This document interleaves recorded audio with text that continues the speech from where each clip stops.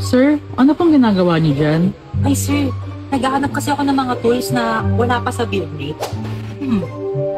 What if, magtanong-tanong tayo kung ano nga bang mga tools na wala pa sa buildmate?